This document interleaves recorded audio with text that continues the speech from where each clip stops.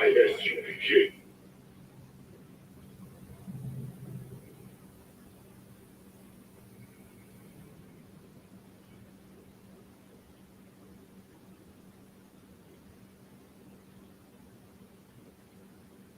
'53rd Annual Lord's Passover.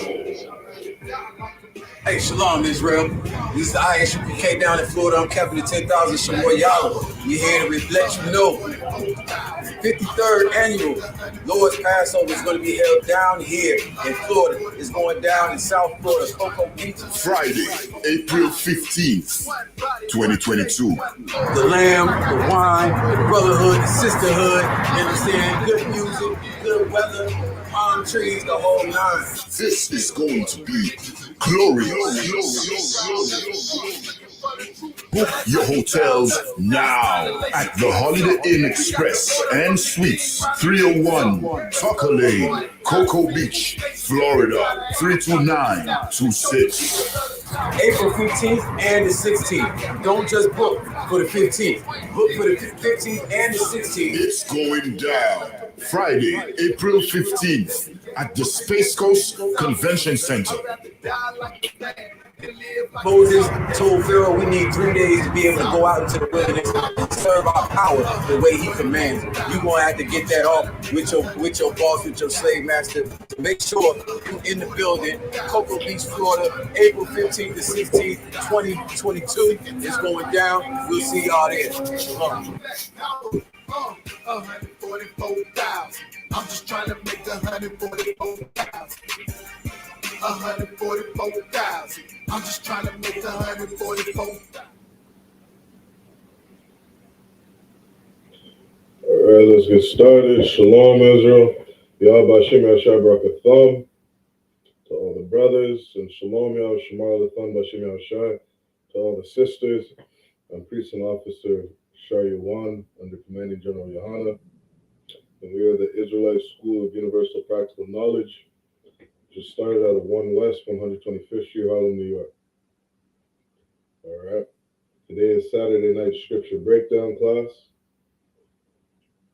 So lucky I'm for missing one link for the chat. Today is Saturday night scripture breakdown.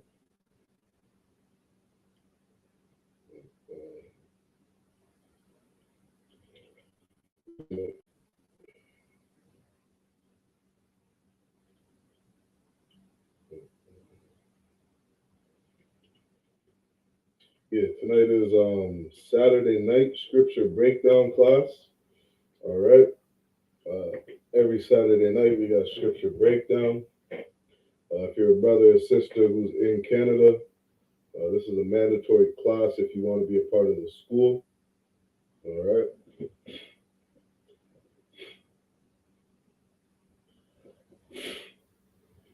It's a mandatory class if you want to be a part of the school. All right. Every Saturday night we'll be breaking down scriptures. If you got questions, type your questions. Lord allow, with the authority I've been given, I will do my best to answer any and all questions. If I'm not able to, we can definitely get that answer for you. All right. So type your questions in. Tonight, we're gonna be speaking a little bit about the Passover.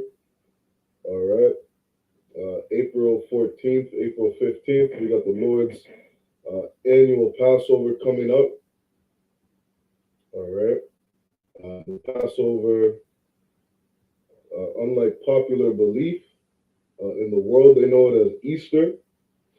All right. It's taught in the world that this holiday or this holy day in the Bible is a time to celebrate Easter.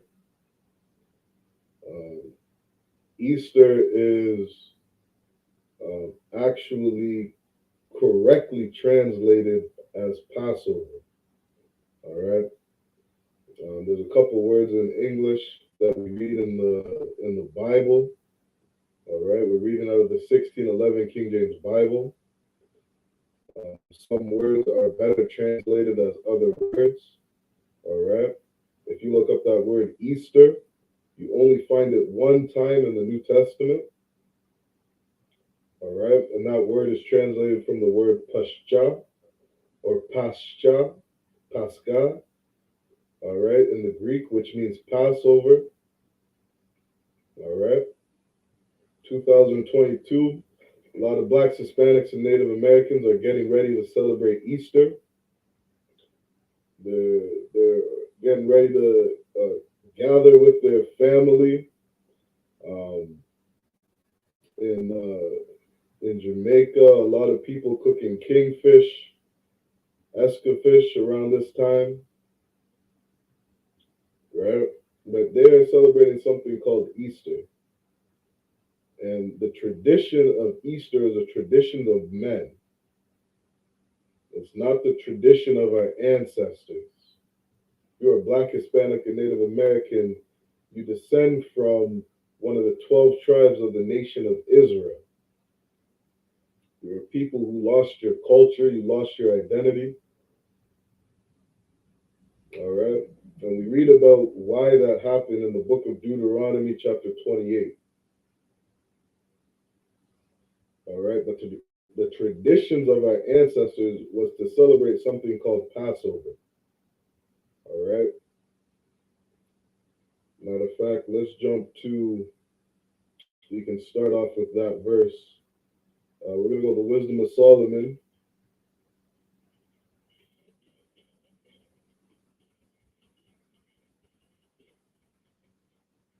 We jump to Wisdom of Solomon, chapter 14.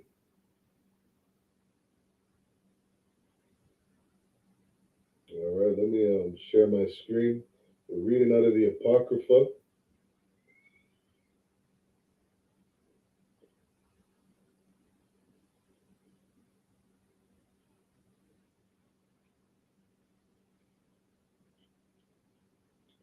All right.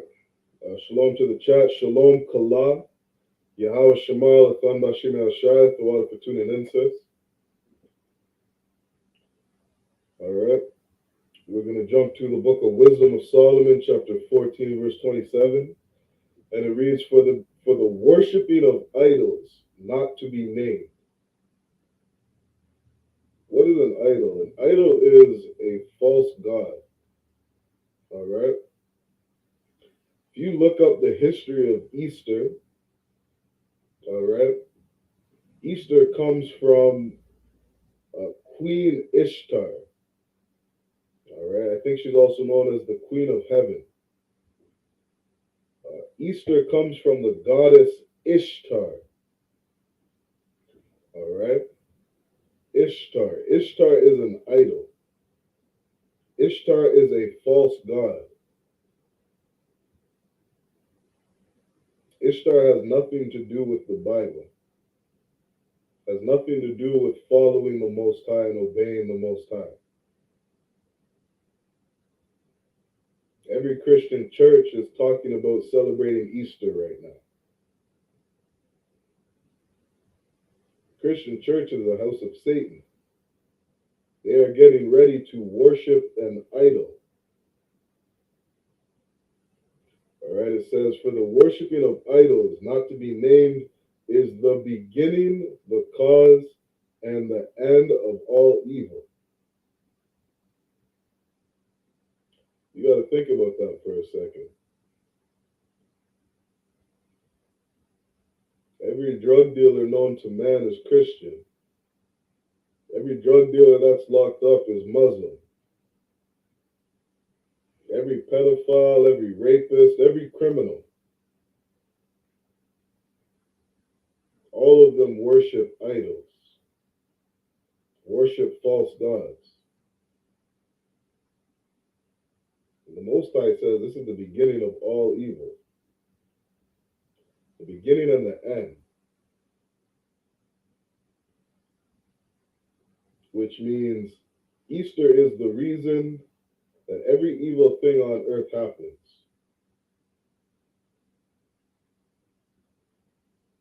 All these false gods that people put their faith into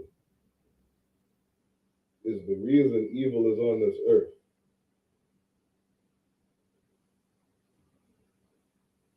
We got to understand that celebrating Easter not only goes against the Most High, but it is destroying us as a people.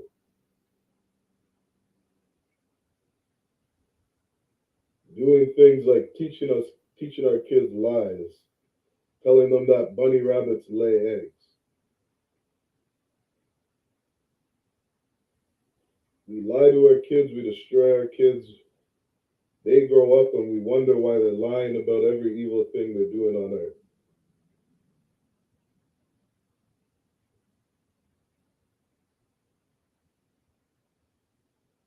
We got to stop worshiping idols.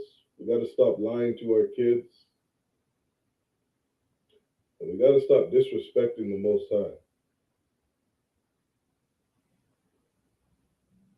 April 15th, Passover is coming up. All right. If you check out the links in the chat, we're live on YouTube. All right. Make sure you sign in if you haven't signed in. We also have a link to paying your Passover fees. All right. The Lord's Passover is a beautiful thing. It's a beautiful event. All right. It's coming up in a week from now. Little less than a week from now. And the Passover is a beautiful time. It's one of the most important times, if not the most important time in Israel. It's something that's extremely important for Blacks, Hispanics, and Native Americans to understand why we celebrate it, understand the importance of it.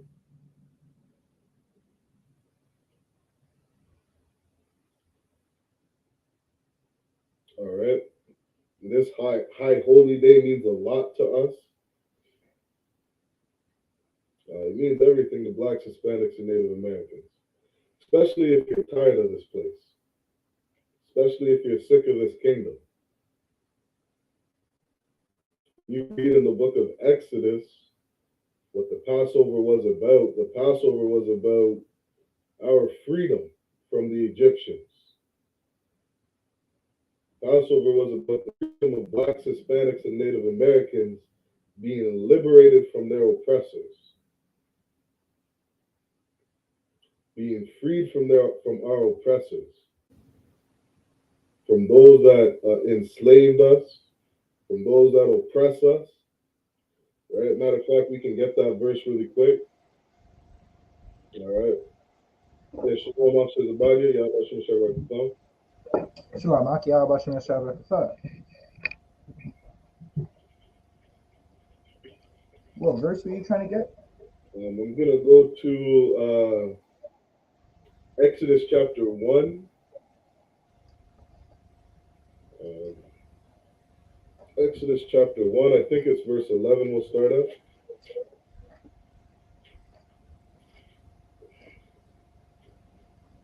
Exodus chapter 1. Exodus 1, and we can start at verse 10. Come on, 1 second. Let me get with you right quick.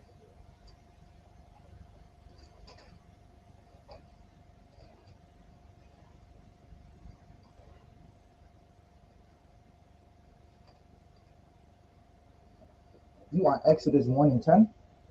Let's start at verse 9. Verse 9? Come. This is Exodus 1, verse 9.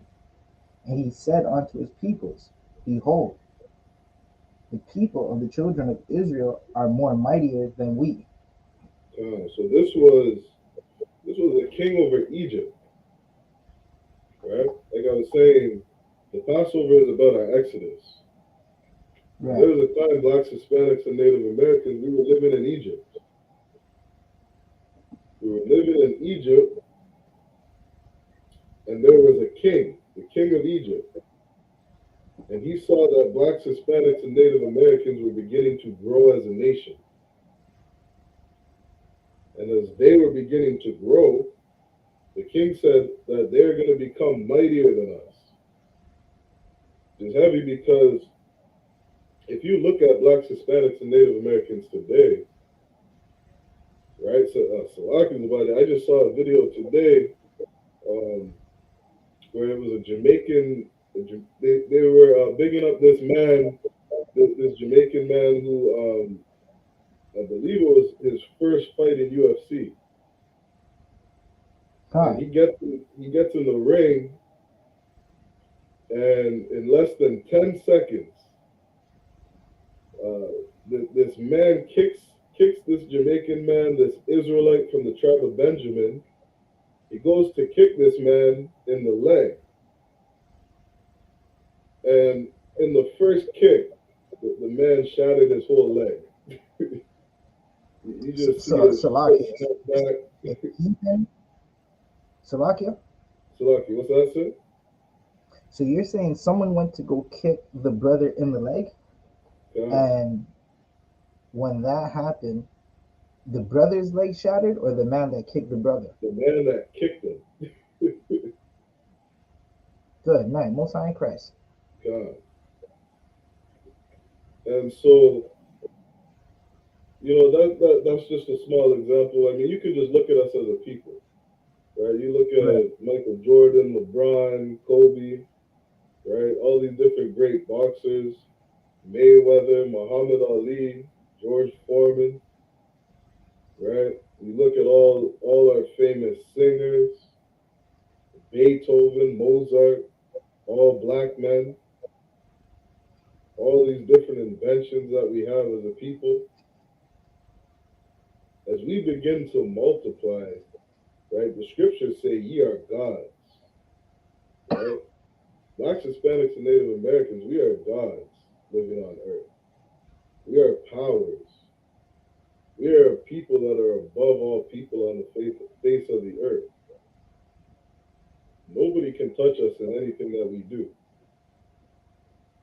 And so this king saw blacks, Hispanics, and Native Americans growing, multiplying. And he was right to say they are growing, they are going to become mightier than we are. Because that's who we are as a people. Right? Keep reading. Come, one moment, let me get back with you. Come. Verse 10. Come on, let us deal wisely with them. God. This king wanted to deal wisely with blacks, Hispanics, and Native Americans. Now, that's no different than what these nations do with us today. Right. Right? You read the book of Psalms, it says that these nations gather together with one consent to deal wisely with blacks, Hispanics, and Native Americans. These other nations have to deal wisely with us. Right. If they want to keep us down as a people. We don't have our own land. We don't have our own dollar bill. We don't have our own governing bodies. We live in every ghetto, barrio, and reservation all over the world, mainly in North and South Central America. You got to ask yourself, why are we so destroyed? Why are we on the bottom of society? And you got to understand, because these other nations don't want you to rise. These other nations want to keep you down, want to keep you oppressed. They don't want to be ruled over by you. Because they understand who we are. Right. All right, keep reading. Least they multiply. At least they multiply. Right? You look at abortion clinics today. That is these nations dealing wisely with us. You know how many blacks, Hispanic, and Native American children are being murdered every day by abortion? Right. There's Planned Parenthood in every single ghetto over North and South Central America. Clinic right beside every ghetto. Right? So Locky officers about it. Jane and Finch, if I'm not mistaken, that there's that bridge when you're going west, I think. You go right past that bridge, you got an abortion clinic.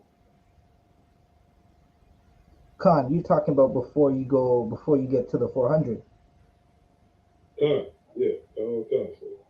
Right. I think if it's the building before the 400, that's an interesting building because it's next to a hospital, across the street from a high school, across the street from the police station that terrorizes the community, and in that same building is the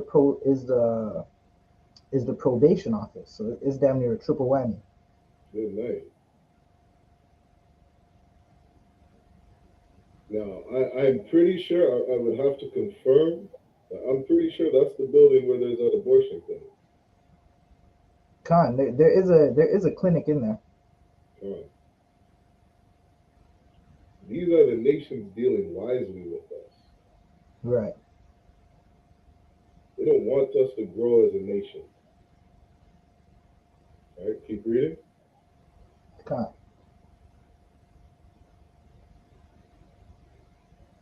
And it come to pass that when there falleth out any war, they join also unto our enemies and fight against us. And so this king was saying, this nation grows, and if we have any enemy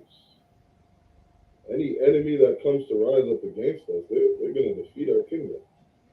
Right. So, Salakia, if I may, right, that is something that the oppressors fear, right? Yeah. And when when you go all throughout history, it's totally false. We've never joined any nation to fight against our oppressors, right? In fact, General Mahaman, 12 Shield General Mahaman, broke this down excellently at a camp before we were even in the truth, right? He was battling one of Edom.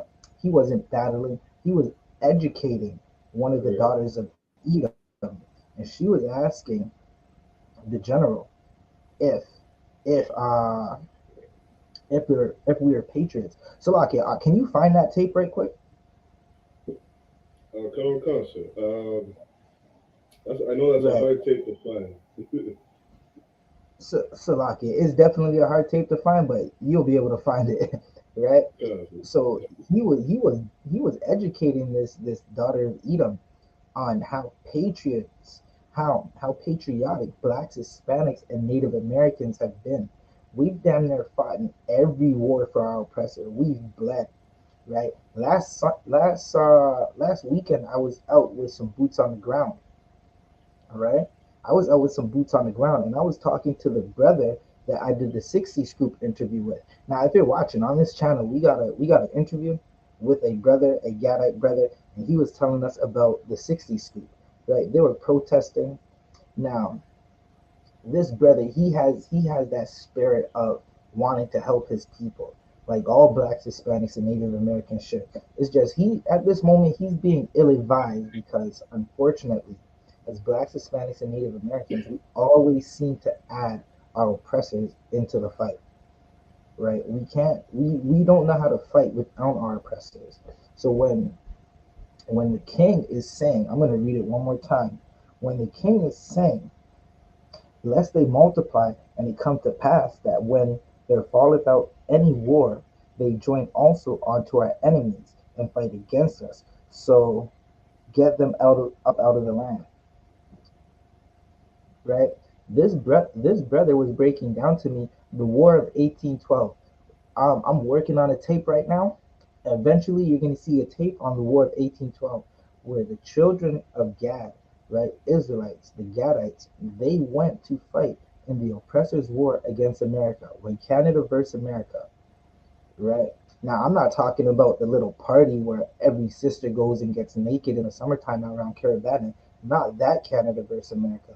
But when Canada and America were going to war, they used the Gadites to help them fight, because the Gadites have such amazing war tactics, right? Native Americans have such amazing war tactics that they name a lot of their weapons after the children of Gad, right? And he was basically breaking down how that after they helped, right after, they started coming with the residential schools. They started to destroy the children of Gad, who are Israelites, right? Native Americans. They destroyed them with residential schools, drugs, and you just look all throughout the reservations right now. It is a terrible place. So, like, you got that video queued up. How long is it? Yeah, it's a 5-minute video, so. Con, you can let it run for a few minutes. Okay. Right? This is 12 Shield General Mahaman. He's going to educate this daughter of Edom, right, on how patriotic blacks, Hispanics, and Native Americans have been. God and everything. I just want to know, how much do you love your country? I'm confused. Right, now she's going to ask our general, how much do we love our country? Right, and this is something Edomites say to us a lot. Right, do we love our country? When they see us speaking out, they want to be like, well, why don't you love Canada? Why don't you love America? Right, it's because Edom has given us terror. They have terrorized us since they've come off those boats, right? Till this day, we're being terrorized. We watched just a couple of years ago a brother lynched, right? George Floyd, right? Right now, there was another brother. He was with the Edomite woman. She stabbed him to death, right? They've been terrorizing us since the get-go. The Native Americans right now are still protesting, trying to get a piece of land back. They just want a piece of land back that has clean water, right? We also have we have tapes on that in our on this channel. You might have to go back a little, right? But we got tapes on that as well. The Edomites have been terrorizing us. And General Muhammad, he's gonna cut her to piss to the point where Edom does what they do. She's about to start crying. Let's watch it. It's glorious. So what my nationality is, so what color all y'all are. Right. Let me explain. Let me help you understand. I know. I love all of you. At one time, Jewish people lived in Germany. You understand that, right? I'm German as well. I know. At one time, that's why I asked you nationality. At one time, Jewish people lived in Germany, didn't they? Did they? And during World War I, they fought for Germany. They loved Germany. Until one day, Adolf Hitler began to exterminate them. And then they turned on their country and went for a land of their own. Well, this is what you have to understand. We have served this stinking country. There's nobody more patriotic than black people. We're the people that die in your wars, build your cities, and raise your children, and bleed in all of your wars and reap none of the benefits. There is nobody more patriotic than us. There is nobody that has served America more than us, until one day we found out that this is the land of our oppressor. This is not our own land. So we decided to go find our own land. So we decided to go find the land of our ancestors, just like the Jewish people did in Germany. And know what the problem with white people is? You don't respect anybody's humanity except for your own. You don't respect anybody's pain except for your own. You expect Jewish people to hate Hitler and to hate the Nazis, but you can't understand why we should hate you.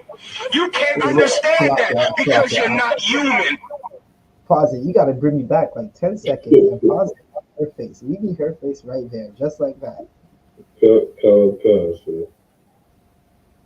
Look at that face. She can't understand why we want to love each other. She can't understand why we need to be together with our own people, right? And this brings us back to Exodus 1 and 10, right? That when there falleth out any war, they join also unto our enemies. Now, both Canada and America have been in many wars, and we've never decided to go join our enemies. America and Canada has been in a 20-year war against the Taliban, and I haven't seen one black person say, let's go join the Taliban. Right? And this is why Passover is such an amazing thing, right? Because we need brotherhood. We need to see that the Lord, and remember that the Lord has always been fighting for us, right? And this is a time of age where they told everybody, pray for Ukraine. I've never seen a pray for you 6 nations. I've never seen a pray for Jane and Finch, right? I've never seen a pray for Lawrence Heights, Regent Park, or Brooklyn, where all the blacks live, right? But we got to pray for Ukraine. And what happened when they said pray for Ukraine? Ukraine showed us that they don't like skin color. They don't like anything that has a dark hue, right? Now, given they were stopping a bunch of Hamites from getting on those trains, but there were brothers and sisters in that crowd, right? If you go check out the UK tapes, the school in UK will tell you that there was a sister who was studying in Ukraine. She was stuck out there for a while, right? So, okay, you could play that tape just a little more. Hate the Nazis, but you can't understand why we should hate you. You can't understand that because you're not human, and you're cruel, and you're selfish. And if you had any love and compassion in your heart, you would know how much you deserve to be hated. If you had any love in your heart, you white people are merciless, and you hate to look at anybody. How dare you ask us, have we loved America? We have loved you forever, and you have always hated us. We have loved you consistently for 400 years. We prayed to that white Jesus, and we look at your flag, and we die in your militaries, and you beat us like dogs. How dare you ask us, have we loved you? I have a question for you. When in the hell are you?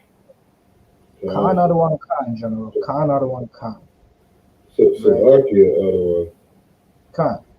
Salakia, if I may, like, and what's heavy about this is, it's like, think about the king of Egypt at that time. Right. Think of all the things that Joseph did for the king of Egypt. Right. Think about all the things that the children of Israel did for Egypt. And just because of who we were, the king looked at us and said, and was shook. The king looked at us and was scared of what we would do. Even though, like General Muhammad is breaking down right here, like, it's like, how dare you think we would rebel against you? How dare you think that we would rise up and join our enemies and destroy you?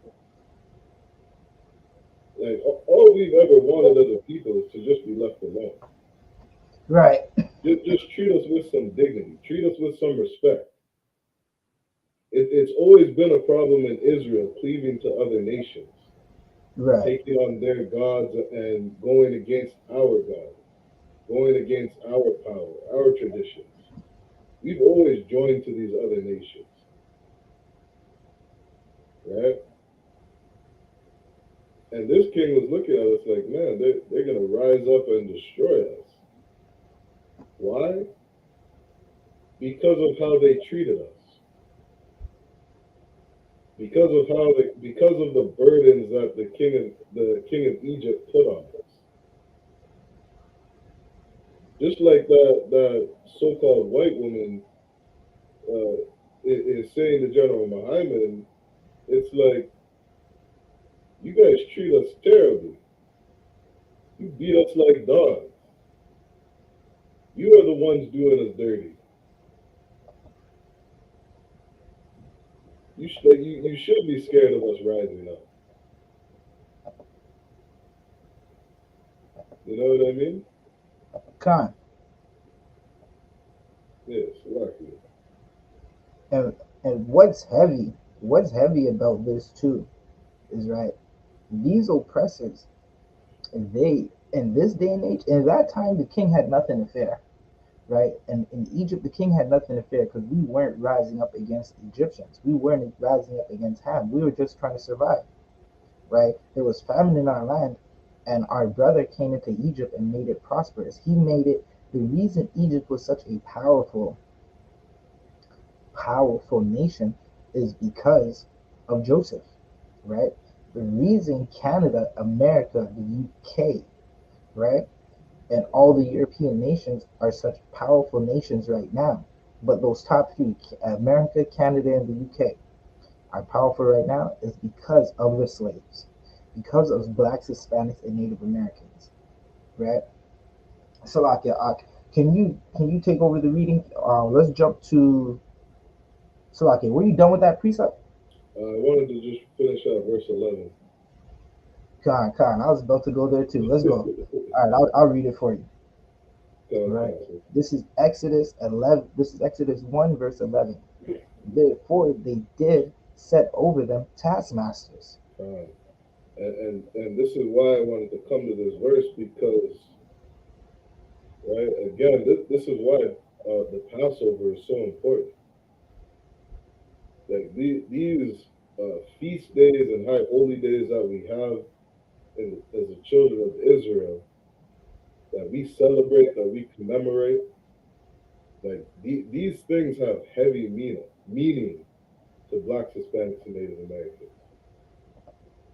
Like the Egyptians at this time, because of who we were as a people, they set taskmasters over us.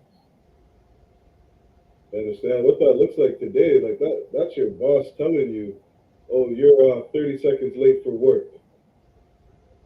You're 1 minute late back from lunch. You're 1 minute too long on your break. I'm gonna need you to make that up. I'm gonna need you to make that work up later today after work. Good night. You know what I mean? That's a taskmaster. That is somebody who micromanages what you do, watches you, watches the clock, watches everything you're doing. That is what a taskmaster is. Salakia, Officer Shaywan. Concept. Salakia, priest. I just went through that same experience, what you just described. I went through that not too long ago, right? I was working, right? I had a taskmaster over me, right? And I came back 2 minutes late from break. And this man said, "You're 2 minutes late from break." I said, sorry, I'll try not to have it happen again, right? Knowing that, listen, 2 minutes ain't really anything. You're not really losing money. By the time I put up, a break starts at 9 o'clock and it finishes at 9:15. I'm realistically not putting a single screw back into that wall until about 9:18, right? Now, when he told me I was 2 minutes late from break and I looked at the clock and it said 2:17, and I realized no one was putting any screws into the wall, no one was putting up a single piece of drywall or a single stud, I I said, damn, this man is just trying to get his slave mastery very efficient, right? He's trying to perfect his slave mastery. Now, the very next day, I went to lunch and I went and bought some lunch. The the people in the store were taking kind of long with my food. Again, I was 2 minutes late, about 2 or 3 minutes late from break, from the lunch break, and he came and said the same thing. And he was very irate. You keep doing it, and he was trying to berate me. I said, okay, that's cool. That was the last time I went to that site. I took my tools and I put them in my truck, in my car, and I didn't go back to that site. I called my union and said, listen, I need to go to a different site. Salakia. Salaki, that's so true. I remember this one place, Salaki, this one place I was working. You just got kind of low. I can't hear you. Oh, Salaki, can you hear me? I can hear you a bit better now. Okay, calm. So there's this one place where I was working at, and there was this young man, right? Young man, he used to come in. Sometimes he'd be, a minute late, 2 minutes late, no big deal. He would come in late, and I would watch this taskmaster just berate this man, right? Oh, what's wrong with you? Everybody else is on time. Everybody else knows how to wake up and make it on time. This and that. Every day you're stressing me out. You're always doing something stupid, ray-tay-tay. And this man would come in a minute late, and he would be like, "Oh, you're stressing me out. I need a smoke break." Anybody else need a smoke break? Anybody else want to come out and have a smoke with me? And you would see this devil go out for a smoke break every morning, consistently. Every morning, take 2-3 people with him, and they'd be out there smoking for like 20 minutes. After he just got done berating this kid for being 1 minute late for work. Which tells you they don't really care about that time. They don't care that you're a minute late. They're just there to oppress you. Right. They're just there to put fear in you so that when they say jump, you jump. When they say crawl, you crawl. And that's all that is. And Salakia, sister Kala, she made a very heavy point. Right? Let's give this sister a hand for this point right here. Right? She said they quick to remove that minute I was late, but slow to add that extra 15 minutes I do from time to time. Right? Yeah, the water for that point, sis, because that is definitely heavy. They are quick to remove to talk about you being 1 minute late. Right? Very quick. For instance, I work for a company right now where if your shift starts at 6:30, if you're not there at 6:15, you'll have a supervisor who wants to tell you you cannot work until 7 o'clock. Right? It's a horrible thing. Right? Now, a while back, Friday morning came, I went to check my bank account to look for my direct deposit, and I was noticing it was $700 short. I said, good night. But I still had to go into work, and I didn't get my paycheck until about the Saturday. Now, I cannot penalize my slave master for not paying me, Right. right? I cannot say, listen, company, you devils didn't pay me on time. I needed my money at 12 a.m. Friday morning, right? I had to wait a whole 24 hours. I need you to add an extra $45, right? I can't go to them and say that, but they are quick to tell you that you're late. We have to let you go. You're too stressful, like Officer Shariwan said, right? Right. So Lucky, let's keep reading just a little more, just that next line, because it's not just that they have taskmasters over us; it's also what they do to us. Right? Read. Khan, Exodus 1, verse 11, to afflict them with their burdens. Right? Like what Officers of Body brought out, that is affliction. Right? They're going to be a whole day late on your paycheck. Meanwhile, your car payment's still coming out. Right, Your internet bill's still coming out. right, And God forbid you go on the negative. Now you got to pay the bank $40 for some overcharge fees, or $50, right. whatever it is now. Right? That is being afflicted. They're going to dock you a whole hour because you're 2 minutes late to work. Right, They're not going to let you work for half hour because you showed up 1 minute late. That is called affliction. right, You understand? The different things they ask you to do on the job. Oh, can you? I know it's your lunch, but we really got this package that's coming in, and we just got to deliver it to here. You know what I mean? Can you just please work through your lunch? And of course, everybody's gonna say, "Oh, yeah, no problem. Yeah, I got you. Yeah, I'll help you out this time."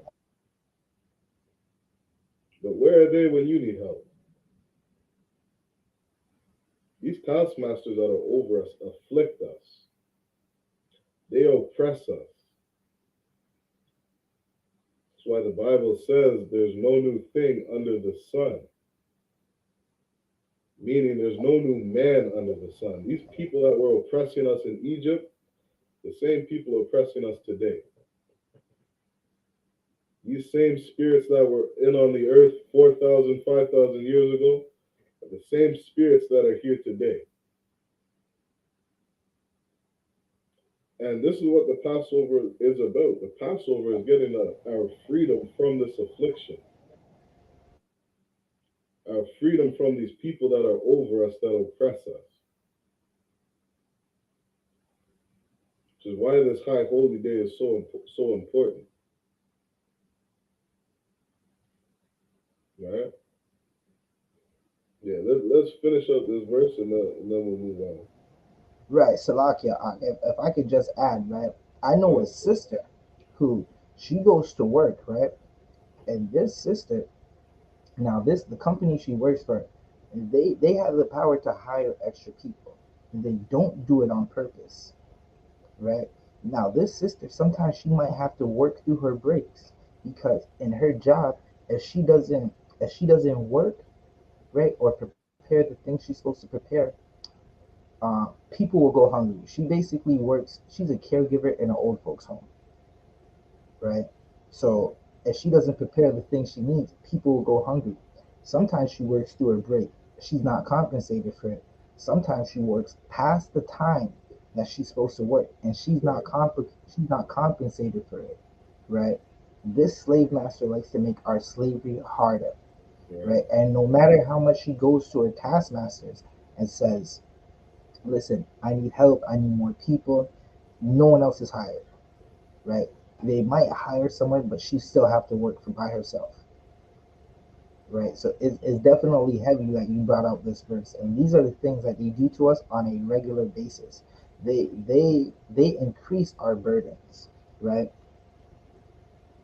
Salaki. Yeah, so it's so true, and like the amount of horror stories that are out there, from what these employers do to the children of Israel, like I don't even have to go on and list them all. Everybody has their own stories. Right. Everybody knows the affliction that they go through. Everybody has stories of being called nigger on the job, right? Everybody has stories of Salaki. I remember there was this one site where they had Salaki. I'm in construction. They had these devils had tied up a noose and left it at work, and they wrapped the noose around some of the rigs at work. And it's like these blacks, Hispanics, and Native Americans, brother, they gotta walk by that. They gotta see that. They gotta deal working with these devils. They gotta worry about all the stress and oppression of all these different taskmasters that are over us. We know the horror stories that goes on. This is the same thing that happened in Egypt, right? Salakia? Salaki, can you keep reading? Khan. To afflict them with their burdens. Salakia, we're in Exodus 1, the 11th verse. To afflict them with their burdens. And they built for Pharaoh treasured cities, Pithom and Ramses. Treasure City is Toronto. Right. Treasure City is New York City, California, right? Vancouver, BC. Like this is a treasure city. We build these beautiful places for our king, or for these presidents, for these kings, for these rulers that are over us. We build up their cities, right? Just like General Muhammad said in that video, we built your cities. You understand? We built your cities. We fight in your wars. We build up your kingdom. Nobody works harder than us. Nobody works smarter than us. The amount of things that blacks, Hispanics, and Native Americans contribute to this society, it is everything.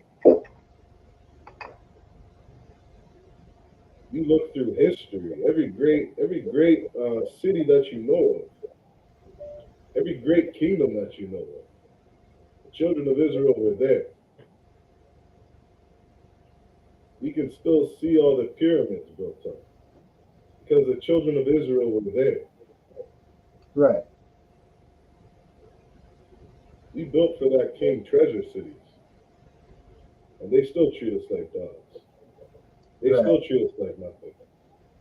There's an article out where I think Justin Trudeau is giving some, I can't remember if it's another 10 million or 10 billion, something like that, over to Ukraine. The ruler that's over you in Canada is about to go send millions of dollars to Ukraine for their war. Meanwhile, you're living on a reservation with no clean drinking water. Right. Meanwhile, Regent Park has roaches and rats crawling around every torn down apartment building over there. You understand? Like, where is the love for us when we do so much for this kingdom? We got to understand that there is no love for us. It's only oppression. It's only affliction. It's only oppression. This is our slavery. We were brought over here, stolen, kicked off our land, kicked out of our homes. We did hard bondage. We're still being oppressed today, 500 years later, building up their kingdom. You look at the Jewish people, those Ashkenazi people who are over in Israel today. What happened after the Germans oppressed them? They got their own land. They went on to speak their own language, practice their own religion, worship their own God, have their own rulership, have their own military. Where is your land, black man, Hispanic man, Native American man? Where is your freedom? You understand? And this is what the Passover is about. The Passover is all about uniting blacks, Hispanics, and Native Americans. Uniting us together for the same cause. Uniting us together to get our exodus. To remember what our power did to the Egyptians for oppressing us, for putting these afflictions on blacks, Hispanics, and Native Americans. Right. You understand? And this is what the Most High wants for us. The Most High wants us to remember. The Most High wants to put some respect on His name. The Most High is waiting for us to come back to Him so that He can defeat our enemies. What's the Passover? The Passover is a celebration of the slaughter of the Egyptians. The celebration of our freedom. You understand? And this is a spirit that we've been missing as a people. Too many blacks, Hispanics, and Native Americans, we're just all comfortable living the way we are. Which is no different than what happened in Egypt. Right? So lucky. Let me grab one more verse. When the children of Israel were murmuring.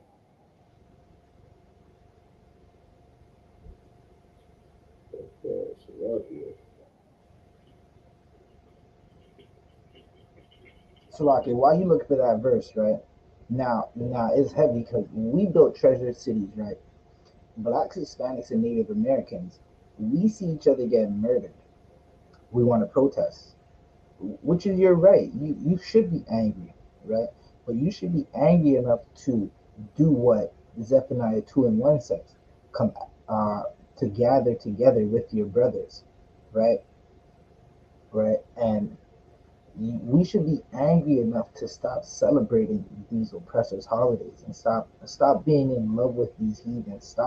Stop loving everything else except us and our God. Wow. Right? And just before Officer Sharyuan gets to that, right? If everyone wants to not be under the oppression anymore, right? Well, you should be celebrating the Passover. You should be looking at the Passover and seeing what happened. What happened during the Passover, right? The children of Israel were able to leave Egypt without lifting a single sword, right? In today's times, you'll be able to leave your captivity without shooting a single gun at an oppressor, right? How do you do that though? To do that, you have to come back to the Most High. You gotta Salakia. The best way to say it is you gotta love your God so your God can love you. Fight for your Lord so your Lord will fight for you. Right, Salakia, Officer Shariwa. Salakia. If I could add to that too, which is why the leadership in the I.S.U.P.K is so important. You understand? Right. And Salakia, not the leadership, but the leader that we have in Commanding General YAHANNA. Like, this brother let us know we don't need to go grab guns. You understand? We don't need to go get guns and arm ourselves and go to war against our oppressor. Which is such a disgusting thing for some of these Christians and fake Israelites going around teaching. Right. Talking about when are we going to buy guns? When are we going to arm ourselves and go to war? That's not what the Most High wants. You understand? Commanding General YAHANNA has taught us well and let us know we need to obey our God. You understand? That is what's important. The Most High requires obedience. When blacks, Hispanics, and Native Americans got out of Exodus, we didn't have to lift a finger. You understand? And this is the same thing that the Most High will do for us. There's no verse in the Bible that says, go out and arm yourselves and go to war before I come back. Go and make your own war. We're waiting for Christ to come back. We're waiting for the Most High to give us our salvation, to free us from those that oppress us. Right? Well, Salaki, I want to bring out this verse because the same thing that blacks, Hispanics, and Native Americans say today is the same thing they said 5,000 years ago. Right? This is Exodus 14 and verse 12. It says, is not this the word that we did tell thee in Egypt, saying, let us alone, that we may serve the Egyptians? Like, think about this. Blacks, Hispanics, and Native Americans, they were free from Egypt. And they were saying, you should have left us alone. You should have left us alone in Egypt so we could have served the Egyptians. They were okay with the crumbs that they were getting in Egypt. They were okay without having their own land, without having their own dollar bill, without having their own government, their own HBCUs, their own black hospitals, colleges. They were okay with serving the Egyptians. They didn't want to have to go through all the change and the battle of coming up as a nation. They were okay with the oppression. And a lot of us today, a lot of blacks, Hispanics, and Native Americans today, we're okay with living on the bottom. We're okay with serving massa. We're okay with being afflicted in the job. You go and ask some of your parents today, why don't you go find a better job? Or why don't you look to retire? Or why don't you look at getting something better? They're going to say, no, I'm good. No, I like my little job that I have. My oppressor treats me well. I got everything I need. They're not that bad. Understand? This is how a lot of us think today. We don't understand how much the Most High loves us. Right. We're so defeated as a people. Understand? We don't understand that there's something better for us. And this is what the Exodus is about. This is what the Passover is about. Us getting our rulership back. Us getting our own land. Us serving our own king, Yahushua. Being on the top rather than the bottom. I know your Christian pastors out there teaching you, you're the head and not the tail. You're above and not beneath.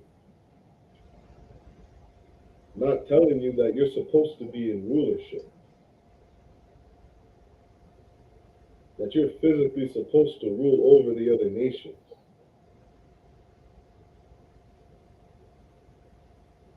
That you're a loved people of the Most High. That you were meant to rule. Passover is a beautiful thing.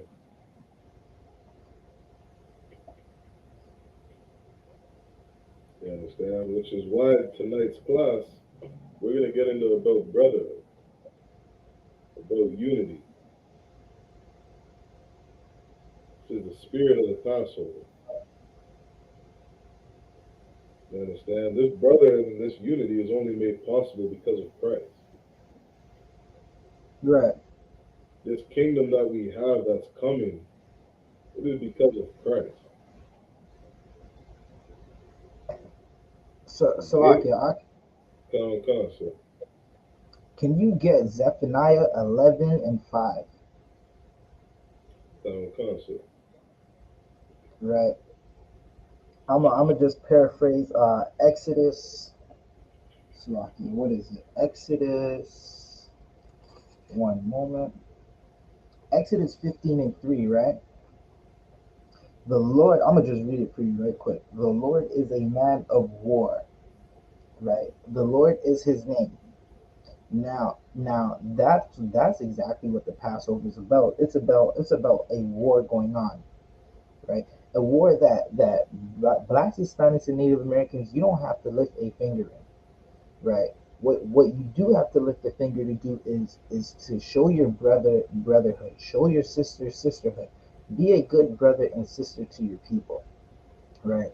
We're gonna always bring this up. The school in Texas, they lifted up their hands and moved their feet to go feed their peoples, right? To go feed the tribe of Levi, right? While they were stuck in cartel country. Our Lord is a man of war. We see him raging, Salakia. He's bringing these nations to war right now. There are hooks in their back that are slowly pulling them to the valley of Jehoshaphat, right? And we know that as blacks, Hispanics, and Native Americans, we don't have the means to fight the oppressor in hand-to-hand combat. Right. As big and strong as we are, one oppressor makes 10 black men run. Five oppressors is making us run by the hundreds. When it was the opposite, we are putting oppressors and the other nations to flights by the thousands when we were only in the hundreds. Right. Right? And we know that the Lord is a man of war. The Passover is a war that the Most High fought against the Egyptians to free us up. He destroyed them, destroyed their cattle, their land, their firstborn. He hit them with a series of plagues. Just look around at what you're going through right now. There are plagues. They're saying we're in a sixth wave, right? The Premier of Ontario just said we don't need masks anymore, so no one's wearing a mask. And now the top doctors are saying we're in the sixth wave, right? Well, I got a surfboard, right? I don't care if we go into a 10th wave. Bring on the waves, because this is what the Most High is doing for us, right? And then on top of it, right after that, right before that, we see Gog trying to be Magog, right? We see down there every Israelite breaking out and reading Ezekiel the 38th chapter. Right? Our Lord is a man of war, and we need our oppressors to fight for us, because if blacks, Hispanics, and Native Americans go on the corners and tell our people not to sell drugs because you're going to get shot in your face, if we tell them not to sleep with that sister and throw her away because it's going to pollute our communities, right? Officer Shariwan just brought out there's an abortion clinic in Jane and Finch killing blacks, Hispanics, and Native Americans, right? Abortion kills more black babies than guns going off in the hood, right? The oppressor taught you that it's your body and your choice. Well, what about the choice of a baby growing in you? Right? We're at war right now. The Lord is causing it. We should be at war with Salakia. We're at war with principalities, right? It just so happens that next week is the starting of Passover and the Feast of Unleavened Bread. The world is saying it's Resurrection Sunday. Well, Christ didn't celebrate his resurrection. He was celebrating his Passover. Right? We're gonna get that in a moment. He was celebrating the Passover. Right? But you could read the scripture that I asked for. So like, was it Zephaniah 2:11? Zephaniah 11 and 5. 11 and 5. Salakia, Zechariah 11 and 5. Zechariah, I mean Zephaniah.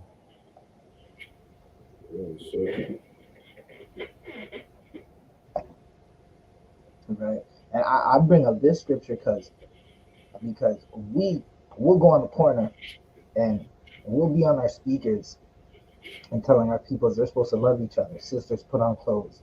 Stop killing each other. Excuse me. Right? And they'll turn around and say, well, you guys are only speaking about things in the past, right? You haven't been oppressed. No slave master hung you. No slave master whipped you. And it's like, what are you talking about? Do you not see the oppression my peoples face every day? Do you not see that whenever a police officer gets behind any or sister or brother, that they start to hold their breath and pray that they're not murdered? Do you not see the trauma that goes on in our neighborhoods? Why is every black youth smoking weed at 11? At 11 years old, right? Because we're trying to forget about the trauma that we go through. Right. Salakia. And now we go on those corners and tell them, listen, the oppressor has been absolutely devilish to us. And they say, no, we haven't done anything. That was my forefathers. I haven't done anything. Well, Miss Karen, well, Mr. Ken, you reap the benefits. You reap the benefits of what the oppressor has done to us.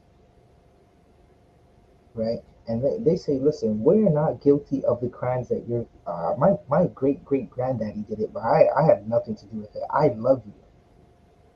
Right? A Edomite woman told a brother that she loved him. Now that brother is dead. He died via stab wound from the Edomite. Right. Right? You just go Google it. But listen, this brother should have listened to the UPK when we told you, leave that mutt alone. Right? Now his family, and this is how you know that we're in a messed up place, because his family is on the internet right now begging for just a little crumb to bury their people. Right? When brotherhood and sisterhood means as a nation we would come together to make sure that brother is sent up to the Most High properly. Right? And these oppressors, I'll let the verse speak for itself. You can read it off. This is Zechariah chapter 11, verse 5. Whose possessors slay them and hold themselves not guilty. Right. Read that one more time. Whose possessors slay them and They hold love us. themselves not guilty. Love us. Right. That said they slay them. It didn't say they love us. It didn't say they make sure drugs aren't in our community. Right. The same police. Now listen. I've been alive 32 years. I still can't figure out. Right. Actually, I've only been alive a couple years because I was dead before I got into this truth. Right? But I still can't figure out for the life of me, how is the area of Eglinton still able to sell so much drugs when it's located not more than a 2-minute walk from a police station? Right? How are they able to sell all those drugs? Right? And when you go and tell these brothers, listen, what are you doing? I went and told a brother the other day, drugs is white supremacy. He said, listen, we got to get rid of that black and white stuff out of our mind. It's the reason we're destroyed. And I looked at him and said, crack cocaine is not the reason why we're destroyed on Eglinton right now? And he didn't know what to say. He looked at me like, nah, I'm just going to continue to sell my drugs. Right? Our possessors slay us. They do not love us. They do not give us any hugs. They make sure the drugs are continued to be sold in our communities. How? Listen, Toronto, every murder right now, I can't even say every, 7 out of 10 murders that are of gun murders in Toronto are being committed by ghost guns. right? Meaning someone printed a gun on a 3D printer, and the parts for that gun came in through the mail. And the other 3 guns that aren't ghost guns, some oppressor drove them over in an RV. He said, listen, Karen, we're gonna drive this gun. We're gonna fill up this RV with guns, and we're gonna go sell them to the niggers, because they want to kill each other, and we don't give a damn if they kill each other. There's no pray for the guns to not come across the border, right? Our possessors slay us, right? They make sure that we eat pork, right? The coon pastor is not telling blacks, Hispanics, and Native Americans, you are the Israelites, don't eat pork, right? Our oppressors. Now, in damn near every community where we live, there is a liquor store real close. When you go to the suburbs, you have to drive a distance to get to a liquor store. Right? Keep reading. Okay. And hold themselves not guilty. And they that sell and they hold is not guilty. And they that sell will say, blessed be the Lord.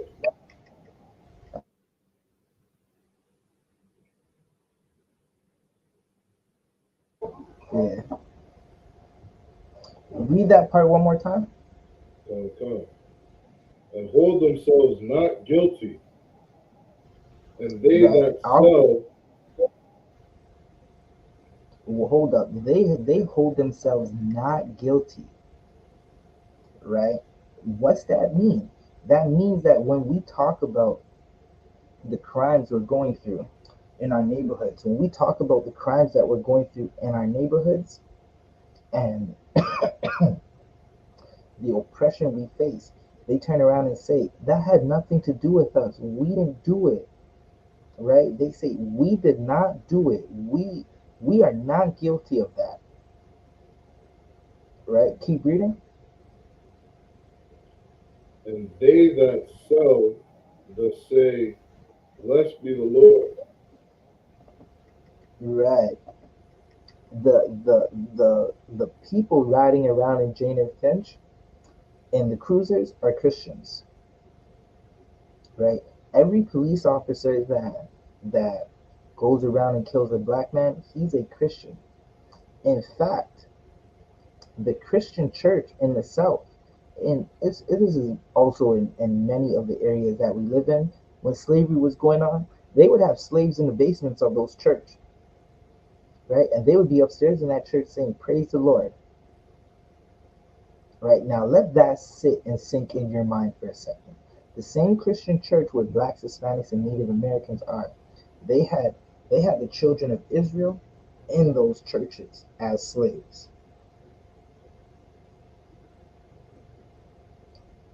Was that the end of the verse? Allah also. For I am rich, and their own shepherds pity them not. Right. They get rich off of us, and our shepherds pity us not. Right? The pastors don't say anything. Right? The pastors absolutely say nothing. Con. So not only are these pastors telling us to eat pork, there was a sister who called in Cross the Line Radio the other day, and she believes that it's not what goes in a man that defileth a man, but what comes out. And to her, that means she can eat whatever she wants. And so one of the captains had asked the sister, so does that mean you can eat human flesh? Does that mean you can eat a human? And she actually said yes. This is what our shepherds are teaching us. This is what your Christian pastors are teaching us. For a person to actually believe that they can eat another human being,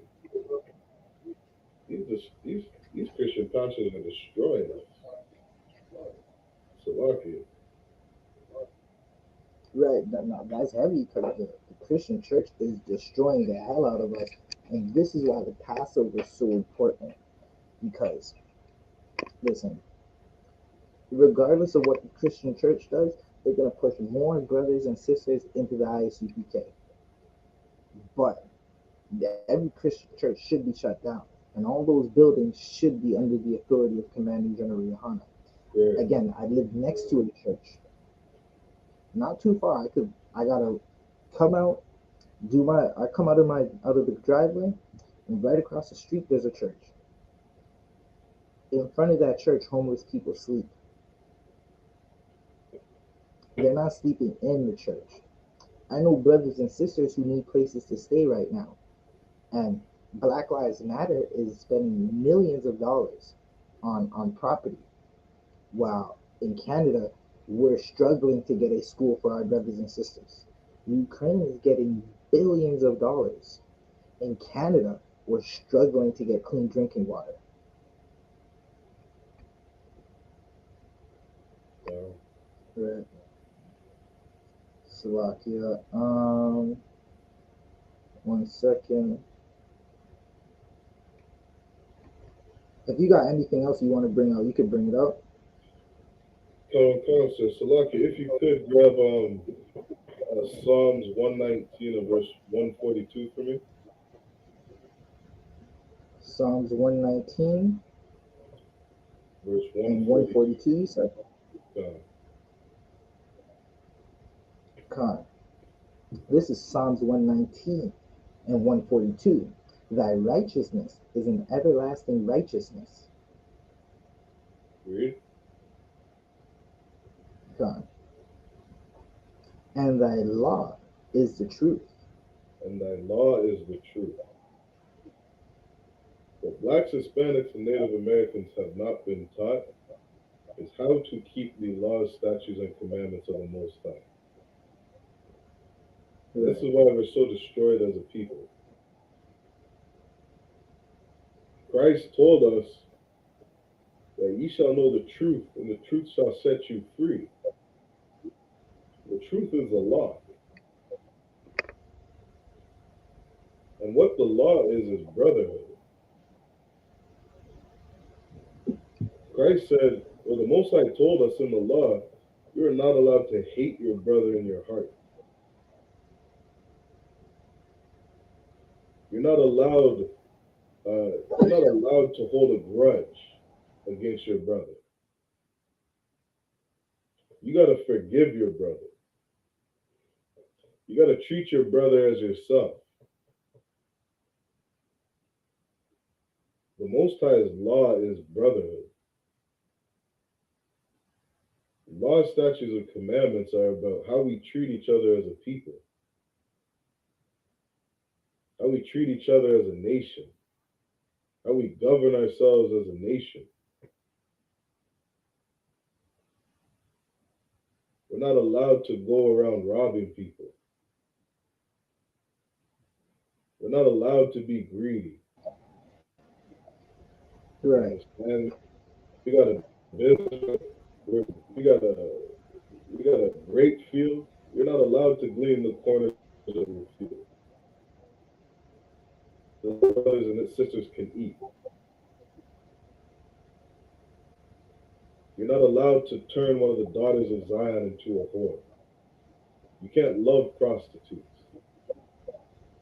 You can't sleep with women and throw them away.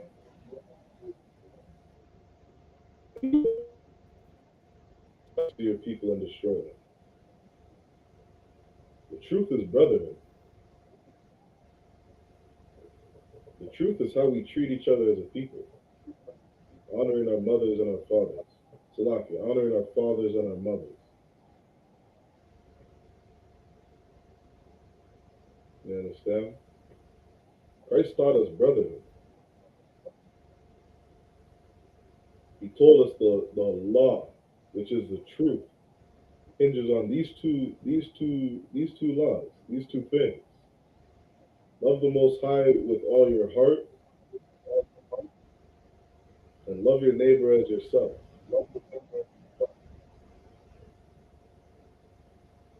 All the laws, statutes, and commandments hinge on brotherhood, being brotherly and sisterly to one another. And this is how we'll get our exodus. This is how we'll get our freedom from our oppressor.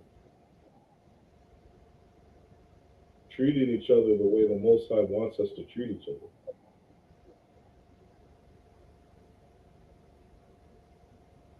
You understand?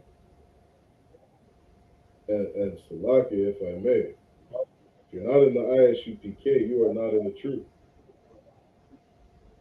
Right.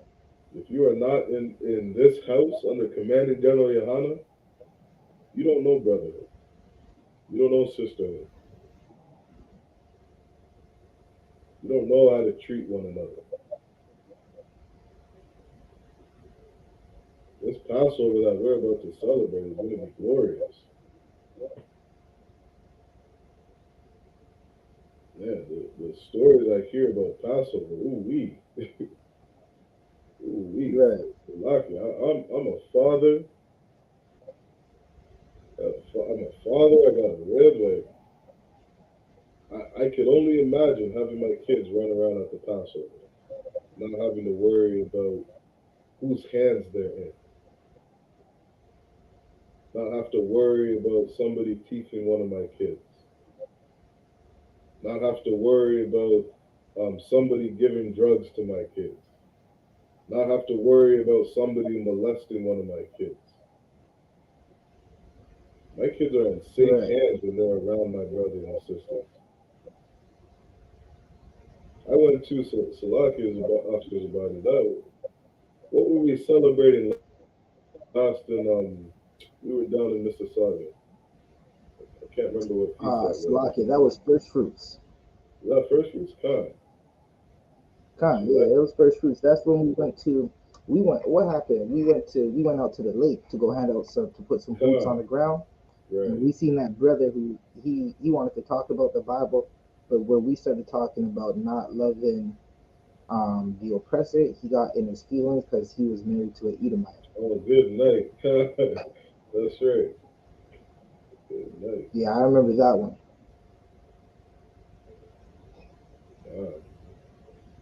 We're out gathering the brothers and sisters that this brother's married to Becky. He's not being brotherly. You understand? The law is the truth. The law says you are not allowed to marry outside your race. This brother married outside his race. This brother didn't give his protection and his leadership and his guidance to another daughter of Zion. Right. He abandoned his people. You understand? He didn't show brotherhood. But Salakia, that feast that we were at, I mean, Salakia, every time I join with my brothers, my family's in good hands. Right. Yeah, I don't got to worry about my brothers and sisters. We go up to camp. Salakia, when I'm out there with Officer Zabadia, all I have in my mind is, I wish you didn't win. Salakia. I wish somebody would. And Salakia. I wish a heathen would. I wish a heathen would look at my brother the wrong way. You understand? Anybody try something to one of my brothers, it's over for you. So, Salakia, let's give a hand to the Kentucky 8, Captain Kapash and the Kentucky 8.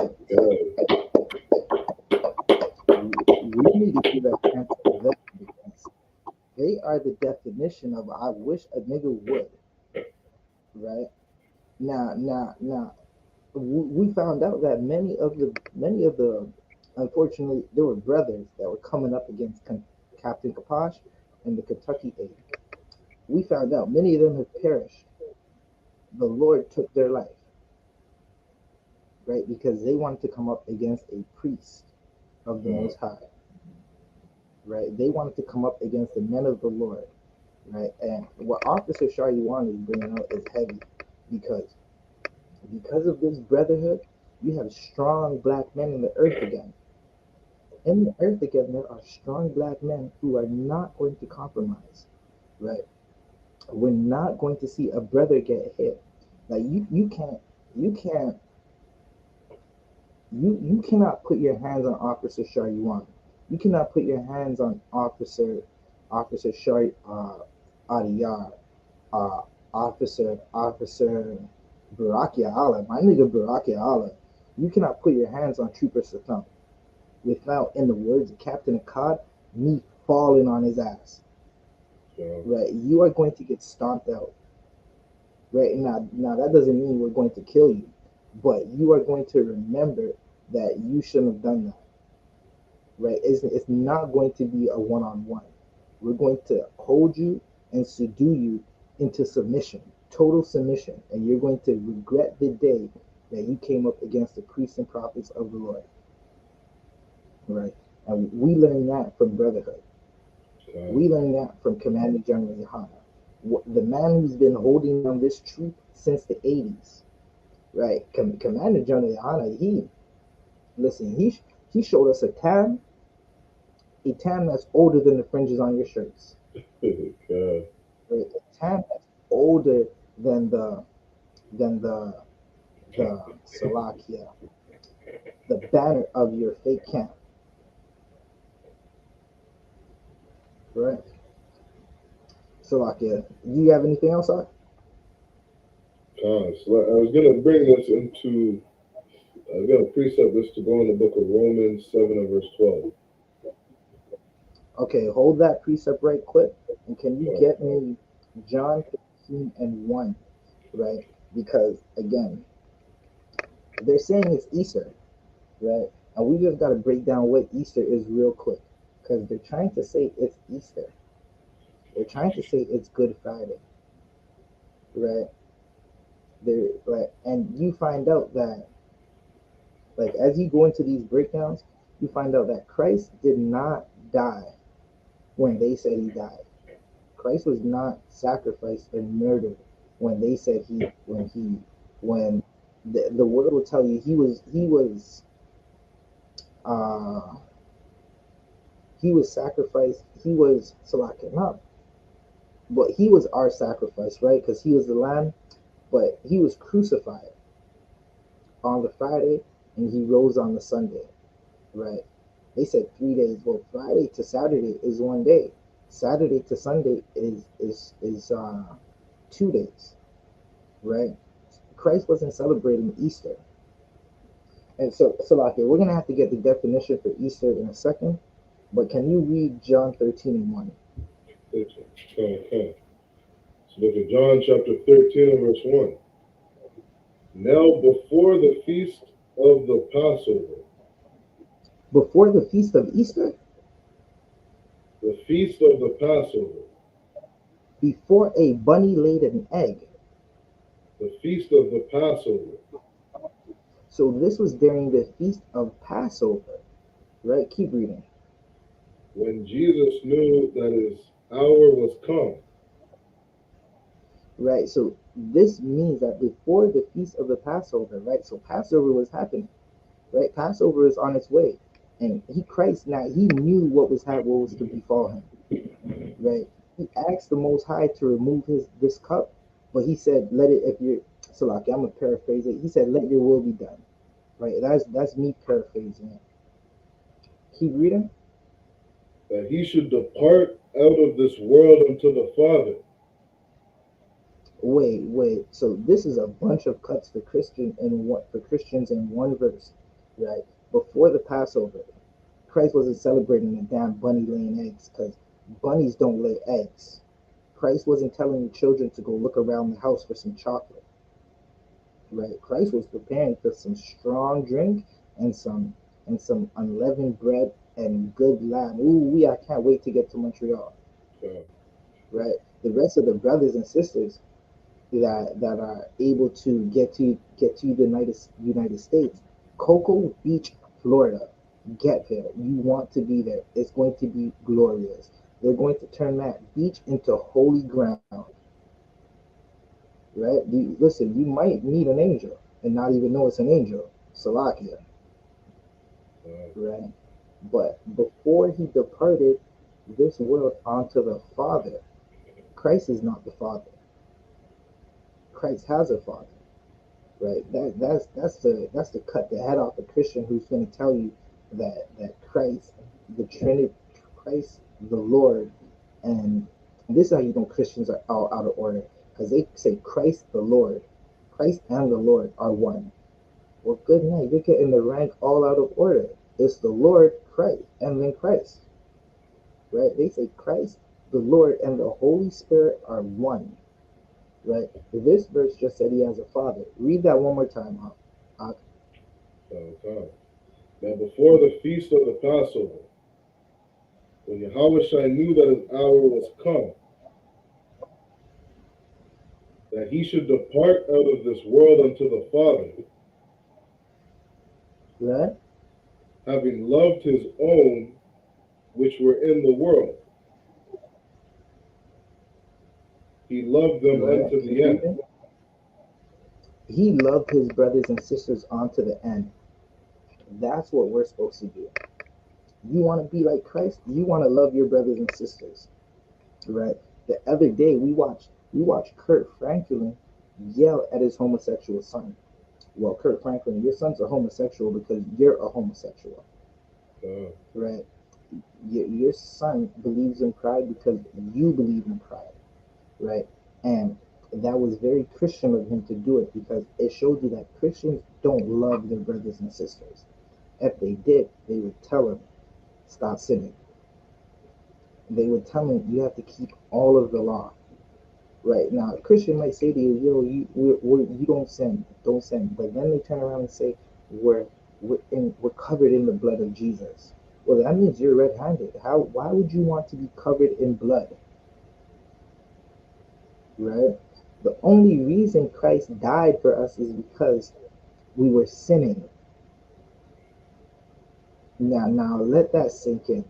A man had to die because of our disgusting sins, because we were disgusting bastards in the world. Right? That is not brotherhood. Christ showed us brotherhood, but we weren't being brotherly to him. Right? So this is to let you know that Passover is when Christ died. It wasn't Easter. Right? And it's no coincidence that Passover falls in line with Easter. Right? Because this is what they do. They make those stumbling blocks for us. And when that doesn't work, they just say, you know what, just go celebrate your birthday and smoke some weed.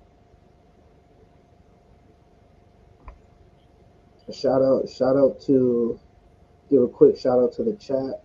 Sister Kara, Sister Nawa, Officer Baraki Allah, the water for tuning in.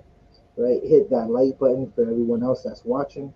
Share this video. This class is sponsored by the like button. Like and share this video. Sulaki, you got you said you wanted to bring something out. You had a precept you wanted to bring out? Salaki, I was going to read through some verses in Romans, just to touch on brotherhood.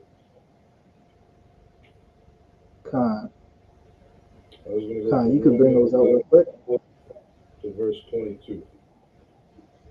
Salaki, repeat that one more time. I was going to read from Romans 7 and verse 12 to verse 22. And just break some of that down.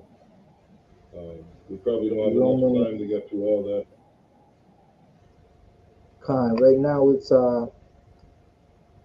we're coming up on the 10 o'clock hour, but we could definitely read some of that, because those are heavy scriptures to go into, because Passover is about brotherhood, right? If we want to, it's about, now you have to understand that a brother left, right, the comfort of loyalty. Meaning Moses, he was damn near viceroy in Egypt, right? And he's seen the affliction that our brothers were going through, right? Salaki, I'm gonna get that just after you read a couple of these verses, right? Romans 7 and verse 12. Yeah, come on. Right. I'm going to read it for you right quick. Romans 7 verse 12. Wherefore the law is holy. The law is holy. Understand? Blacks, Hispanics, and Native Americans, we've been looking at the law wrong. Understand? Like and it's the fault of Christianity, right? Like I brought out earlier, the beginning of evil, the beginning, the end, and the cause of all evil is the worship of idols. It's the worship of Easter. It's the worship of Ishtar. All these fake gods, all these idols, all these idols that we worship in the world. It's because of Christianity and these different idols that we don't understand what the law is. Understand? And the water to commanding General YAHANNA, who taught us the law is brotherhood. Understand? If you're not being a good brother, if you're not being a good sister, you are not in the truth. You don't understand brotherhood. You don't understand obedience and keeping these laws. You are not in the truth. And we look at these laws, we don't look at these laws the way that we should. You understand? I asked a brother in the world who was a Christian, I said, so are we supposed to keep the laws of God? He said, no. I said, okay, do you got kids? He said, yeah. I said, do you teach your kids to lie? He said, no, of course not. I said, so then you teach your kids the law? Right. He's like, no, I don't teach the law. Understand? It's because he has this cloud of Christianity just all over. Understand? He has a cloud over what these laws are. You understand? As Blacks, Hispanics, and Native Indians, we look at the law all wrong. You read that verse again, Baba Kashan? Come.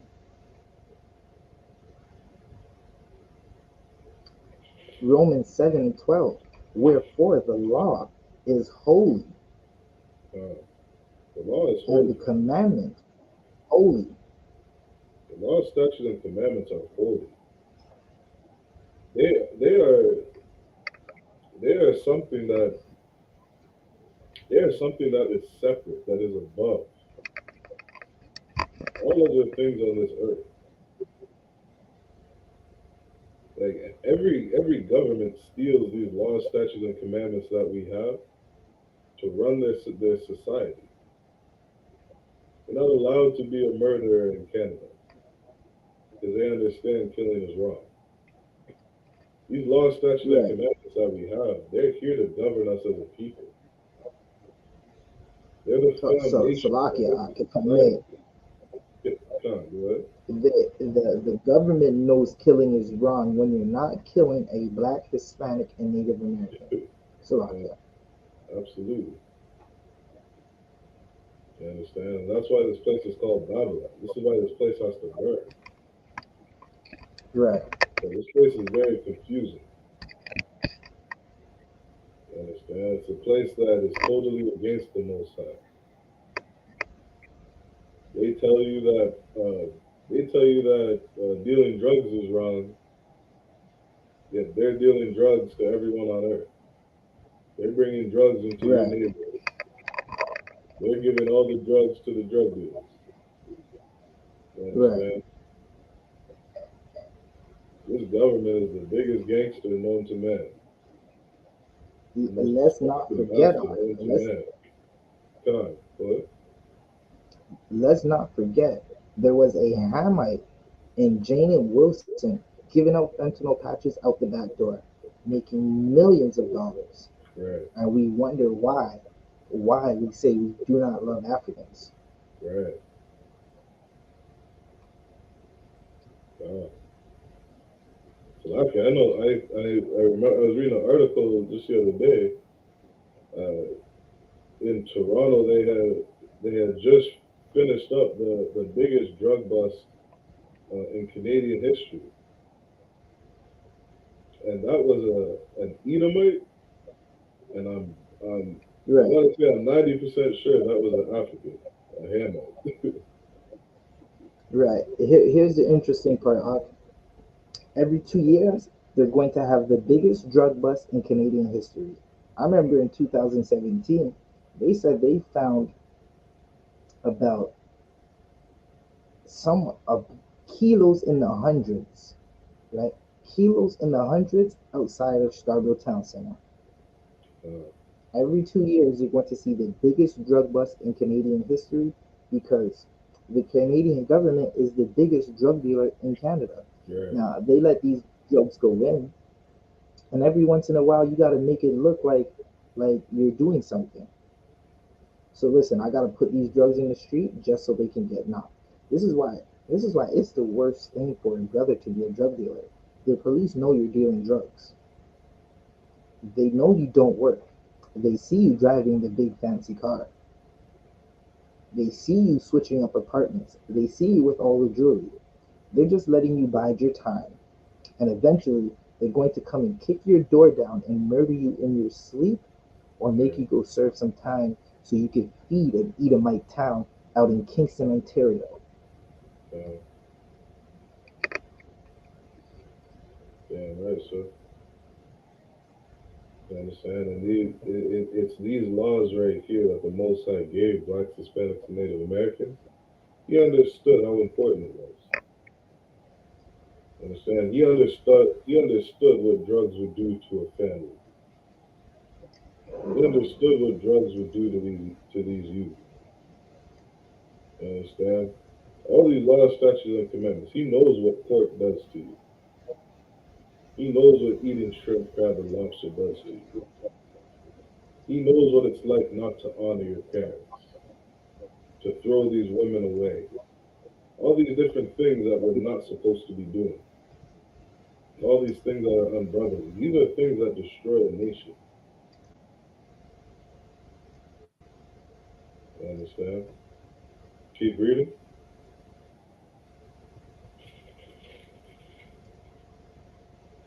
Huh.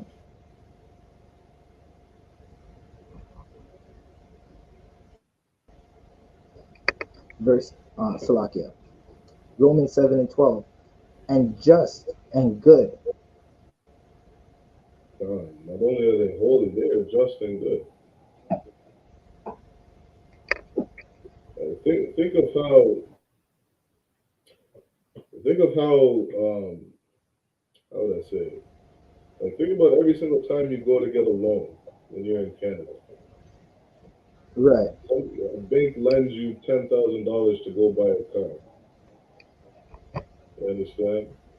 And after you sign that paperwork, all of a sudden you owe $22,000. Right. You understand? Our law says not to charge interest to another brother or sister. Imagine a world where somebody lends you $500 and you only got to pay $500 back. You understand? You pay back what you owe. It's in our law not to let the sun go down before you pay your brother his wage. Imagine what it would be like to go to work and before you leave at night you get your paycheck.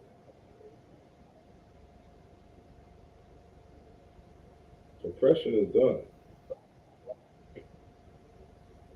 You understand? These laws, statutes, and commandments, they are good. They're just. Most High is all about a fair balance, a just weight. Not to sell mingled goods, but to do just business with your brothers and sisters. To give people what they deserve, what's right, what's fair. That's the world Commanding General YAHANNA is building. Right. Keep reading.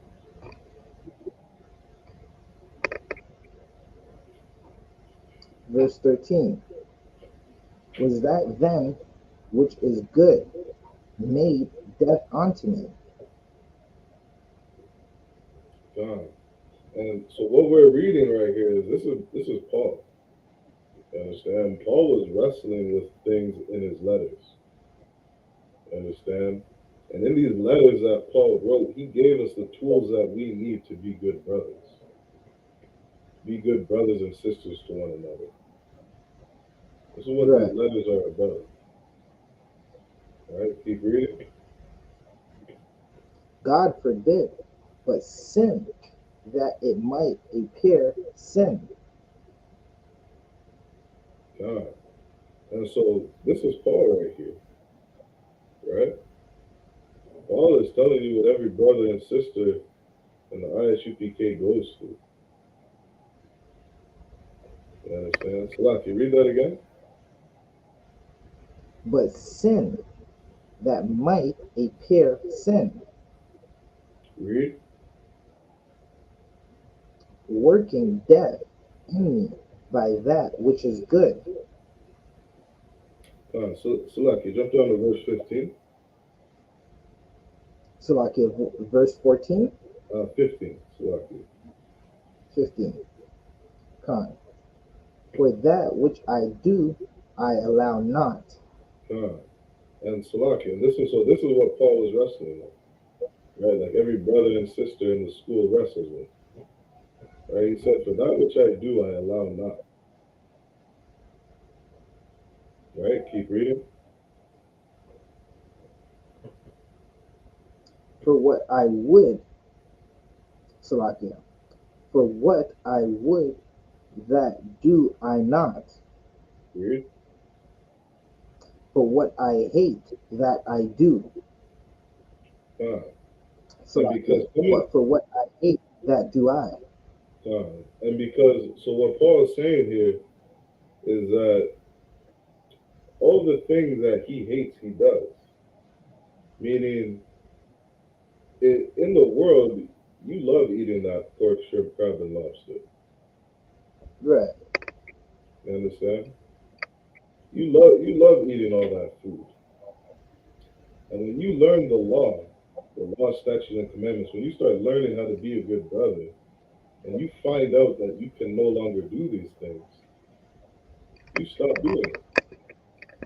Right. You understand? He's saying, but what I hate, that do I. Those are the things that I do. I hate that I had to give up that shrimp. Salakia. God, keep going. God, go ahead. Salakia. Now I know every brother can understand this. Listen, we're in class right now. It's Saturday night, 10 p.m. Right. We've been in class since 8 p.m. The ribs want to go outside. They want to go have a good time. They want their husbands to take them out on the town. Right? Many brothers, if you're not in class, you were at camp today. You were outside at camp on the corner. You could have been playing Call of Duty with your brothers all day, drinking strong, relaxing. But we went to camp, or we went to class.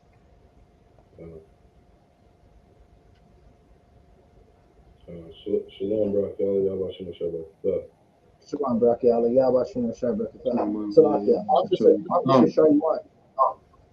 Sharwan. When you're finished with this breakdown of this verse, can you go to Exodus, the 2nd chapter? We're going to break down one more verse, and then we're going to wrap up the class. Throughout Brachiala for tuning in. Glad to see you in.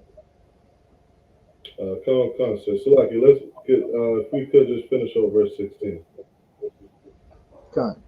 I'll just hit that point and I'll jump to Exodus. Come. Romans 7, verse 16.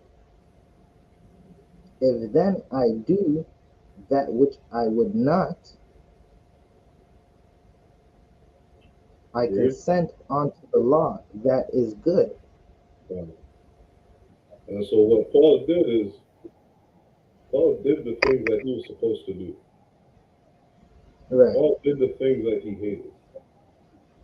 You understand? Because that's his flesh. That's his carnality. That's the carnality of blacks, Hispanics, and Native Americans. You understand? In the world, we did a whole bunch of things. Coming in this truth, starting to keep these laws, statutes, and commandments, we're doing the things that we hate, but we're consenting that the law is good. You understand? Right. You know how many brothers, every time they get in an argument with their rib, they're probably going to throw that woman out the window. You understand? Right. But because we Right. consent that the law is good, because we understand the destruction that will happen in our community if we throw our women away. You understand? We don't do it. We protect our ribs to the day we die. You understand? Right. There is no throwing away our women. Right. Because Salaki, I have another heavy one for you, Ak. So what? Every brother hates working for some oppressor, right? When you sell dope, you make a lot of money easily, Right. real fast. A lot of money. I'm talking about a lot of money. If you're not nickel and diamond, you're making a lot of evil money, a lot of disgusting money real fast. You don't have to take no answer from no oppressor. You don't have to take no lip from no oppressor, right? We understand that evil, Right. so we don't do that. We go and work at slavery. We go and wake up at 4:30, 5:30 in the morning to go have some oppressor tell us what to do, right? Because we understand that brotherhood is good. The law is good. So, and if I may to just add on, you understand the law is good. Being a brother is good. Forgiving your Right. brother over and over is good. Not bearing a grudge against your people is good. You understand? Showing compassion for another Black, Hispanic, or Native American man. These things are good. Right. Not lying to your kids. Not lying to your brother. Not lying to your rib. Letting your rib know that you have another wife. You understand? Not being a coward. Not being fearful. Right. Standing up for your people. You understand? These laws are just and they're good. The commandments, the law is holy. Brotherhood is good. This is what we're missing as a people. Salaki. Con. Right. Salaki, Ak, if you could, we'll just break down this last couple precepts, and then we're gonna end this class. Right. Water for everybody tuning in. Again, like that hit that like button, share this tape. Don't forget that Cocoa Beach, Florida. The Passover is coming up. You want to be there. All right. Let's get Exodus 2 and we can start at 11. Start at verse 10. So look at Exodus chapter 2 and verse 10. And the child grew, and she brought this him is unto talking about. So, like, you could just read it. And she brought him unto Pharaoh's daughter, and she became her son. Keep reading. And she called his name Moses. And she said, Keep reading. Because I drew him out of the water. Right. So listen, Pharaoh wanted to kill all the children of Israel. He wanted them dead. This is the abortion that's in our neighborhoods every day. Right. This is the drugs in our neighborhood every day. Right. Moses' mom, she didn't want her son to die, so she gave him to Pharaoh's daughter. He grew up in royalty. He grew up a millionaire. Right. It's damn near as he grew up in Parliament Hill. Right. Keep reading. Verse 11. And it came to pass in those days when Moses was grown. Hold that right there. Right, Moses is now a grown man, and he could see now. He could understand because he's a grown man. Keep reading. That he went out unto his brethren and looked on their burdens. He's seen the afflictions and the burdens that we go through. right? He's grown. He can see it. It's not being hidden from him, right? And he knew he. Now this is for those who say Moses didn't know he was an Israelite. He knew he was an Israelite. He knew he was from the tribe of Levi. Keep reading. And he spied an Egyptian smiting a Hebrew. He's seen an act of war. Read that one more time. I'm gonna show you what an act of war is. And he spied an Egyptian smiting a Hebrew. He's seen a heathen killing one of his brothers. Right? That's an act of war. When we kill each other, listen, that is a crime in our neighborhood. It's something that should not happen. When the heathens kill us, the oppressors kill us, that is an act of war. Right? A Russian went and killed the Ukraine. Ukraine said, F this, we're going to war. We cannot let that happen. Every woman who ever said, I don't need a man in Ukraine, when the Russians came in, they said, where's my husband? Right? Sisters, let that sink in your thick head. You need a man. Listen, I seen a crackhead on the train go to a woman and ease her up out of her seat, and nobody did anything. In that moment, she wished she had her man with her. Now, she might have said, I don't need a man because she's a modern woman. In that moment, she prayed for her man. She was looking at every brother that she thought was a strong man. Keep reading.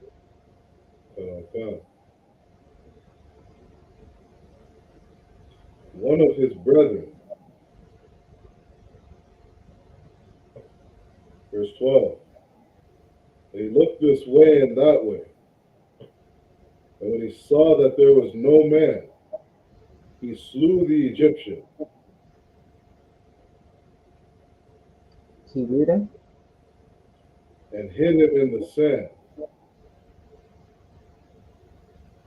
Right. So Moses saw oppression and it drove him to madness. Right. And that's really what I wanted to bring out. Because Moses saw the oppression, one second. Because Moses saw the oppression of his people, he decided that he's going to show them brotherhood for once in their life. And this is a precursor to the Passover. Now, as you continue to read down, you're going to find out that he went out the second day.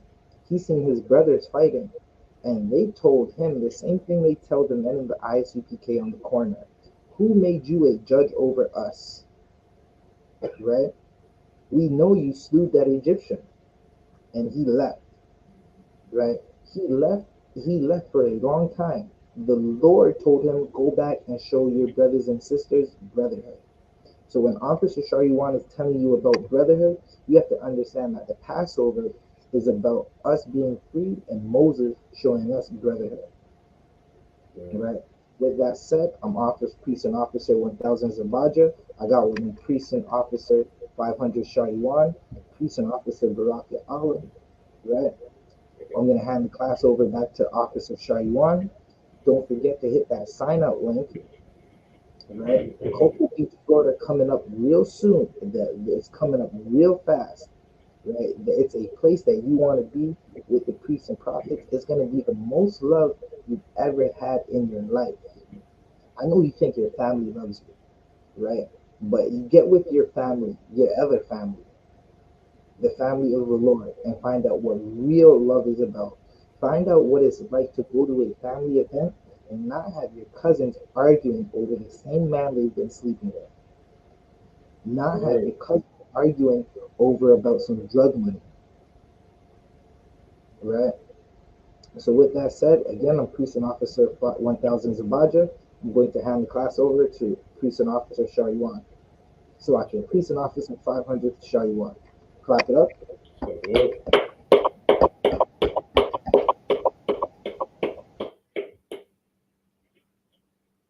We have the I.S.U.P.K security announcements. We are the I.S.U.P.K started at 1 West, 125th Street, Harlem, New York. Rule for new brothers and sisters. When a new brother or sister comes into the school, they are off limits for 6 months. They're to be saluted only. They're here to shed themselves of the world. They need transportation, the teacher will arrange it. After 6 months, if a brother or sister has an interest in a particular person, he or she must get permission from the head to speak to a brother or sister. There's another 6 months in which the brother and sister will court each other. After this 6-month period, the brother and sister will get permission from the head to marry. Tithes, which is a commandment. Find it in Numbers 18, verse 21, and Malachi chapter 3, verses 8 to 10. Ma'ashra means tenth in the Hebrew. 10% of every penny of any increase the Lord gives you, give to the treasury department or teacher. Priest fund, free will offering for priests is not mandatory. Whatsoever amount you would like. Upcoming holy convocations, we got the Lord's Passover coming up. It should be on April 15th in Cocoa Beach, Florida. To any brother who wants to be a trooper in the school, start wearing all black boots, shirts, pants, headbands, and scarf. With that said, we're going to give one courtesy salute to the brothers and one courtesy salute to the sisters, men of Israel, and Madiam, which means stand. We're going to give one courtesy salute to the brothers, men of Israel, Amajim Shabbat, Amajim, Barak, YAHANNA, Shabbat, Yad Yamatah, which means hands down. We're going to give one courtesy salute to the sisters, Sar, men of Israel, Amajim Shabbat, Amajim, Barak, Yahweh Shamar, Alathon, Bashem Yashar, Yad Yamatah, class dismissed.